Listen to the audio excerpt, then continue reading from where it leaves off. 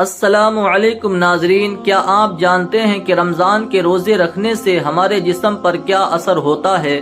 اس پر جاپانی سائنس دان نے ایک بڑی کھوج کی ہے۔ اس کا جاننا ہر مسلمان کے لیے بے حد ضروری ہے۔ جاپانی بائیولوجسٹ یشورونی اشومی ایک سائنس دان ہے جن کو سن 2016 میں میڈیسن پر نوبل پرائز دیا گیا۔ ان سے جب پوچھا گیا کہ آپ نے کون سی ایسی چیز بنائی ہے جس کی بنا پر آپ کو دنیا کا سب سے بڑا انعام نوبل پرائز دیا جا رہا ہے، تو انہوں نے کہا تھا کہ میں نے کینسر کی ممکنہ دوا کھوج لی ہے، اور اس بات پر دنیا نے بڑے پر انداز میں ان کی کاوش کو سراہا اور مبارکبادی دی گئی۔ اس کے بعد ڈاکٹر یشورونی اشومی نے کہا کہ میں نے کینسر کی دوا نہیں بلکہ کینسر سے بچاؤ کا حل تلاش کر لیا ہے۔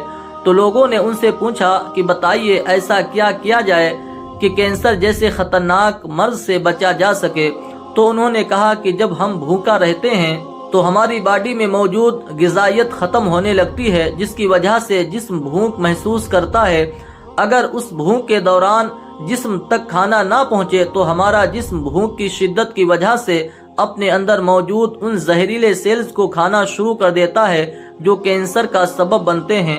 اس عمل کو میڈیکل کی لینگویج میں ایٹوفیگی کہا جاتا ہے۔ اگر آپ چاہتے ہیں کہ آپ کا جسم ایسے بیمار سیل سے پاک ہو تو آپ کو بھوکا رہنا چاہیے۔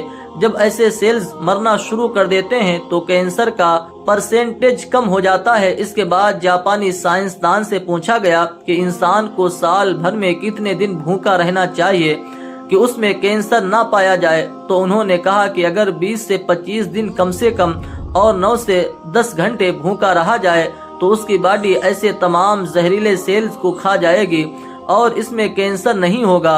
اے میرے پیارے رب کریم، آج ہمیں سمجھ آیا کہ مومن پر روزے کیوں فرض کیے گئے، اور آج مجھے اس حدیث پاک کی بھی سمجھ آ گئی جس میں آپ صلی اللہ علیہ وسلم نے فرمایا کہ ہر شے کی زکوٰۃ ہے اور جسم کی زکوٰۃ روزہ ہے۔ سبحان اللہ! میں قربان جاؤں ایسے سچے دین پر جس نے عبادت کے اندر بھی بیماریوں کا علاج رکھا ہے۔ دوستو، اسلام وہ دین فطرت ہے جو زندگی کے ہر شعبے میں راہ اعتدال کی تعلیم دیتا ہے۔ اس لیے آج نہ صرف مغرب میں زیادہ کھانے کو ناپسند کیا جاتا ہے بلکہ اسے انسانی صحت کے لیے بھی نقصان دہ سمجھا جاتا ہے۔ اللہ تعالیٰ نے اپنے پیارے محبوب حضرت محمد صلی اللہ علیہ وسلم پر وحی نازل فرمائی، کھاؤ پیو اور حد سے نہ بڑھو، بے شک وہ حد سے بڑھنے والوں کو پسند نہیں فرماتا۔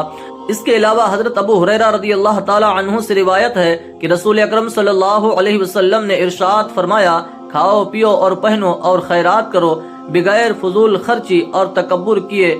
دوستو، انسان کو کھانے کی صرف تھوڑی سی مقدار کی ضرورت ہے جو انسانی جسم میں توانائی پیدا کر دے۔ جتنی توانائی انسانی زندگی کے لیے ضروری ہے اور اس سے اس کی صحت اچھی رہے اور وہ اپنی روزمرہ کی ذمہ داریاں پوری کر سکے۔ انسانی جسم کو جتنا کھانے کی ضرورت ہے اس سے زیادہ جسم میں داخل ہونے والا کھانا چربی بن جاتا ہے، جس کی وجہ سے انسان کا جسم بڑھ جاتا ہے اور اس کی رفتار سست ہو جاتی ہے اور وہ بہت زیادہ تھکن محسوس کرنے لگتا ہے۔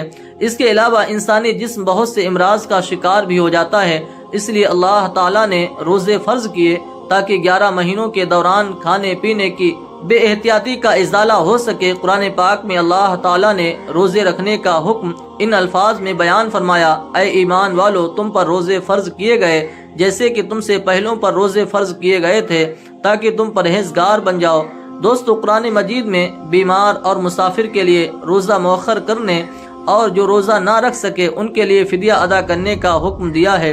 اس کے بعد روزہ رکھنے کی حکمت ان الفاظ میں بیان فرمائی، اور تمہارے لیے روزہ رکھنا بہتر ہے اگر تم جانتے ہو۔ دراصل یہاں یہ بتایا گیا کہ اگر تم موجودہ علم کو سمجھتے ہو تو تمہارے لیے بہتر یہی ہے کہ تم روزہ رکھو، کیونکہ روزہ اپنے اندر بے شمار روحانی، نفسیاتی اور طبی فائدوں کو رکھتا ہے۔ روزے کی طبی افادیت کی طرف نہایت مختصر مگر جامع اشارہ نبی اکرم صلی اللہ علیہ وسلم نے ان الفاظوں میں بیان فرمایا، روزے رکھو تندرست ہو جاؤ گے۔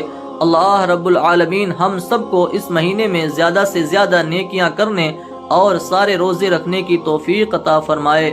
آمین ثم آمین۔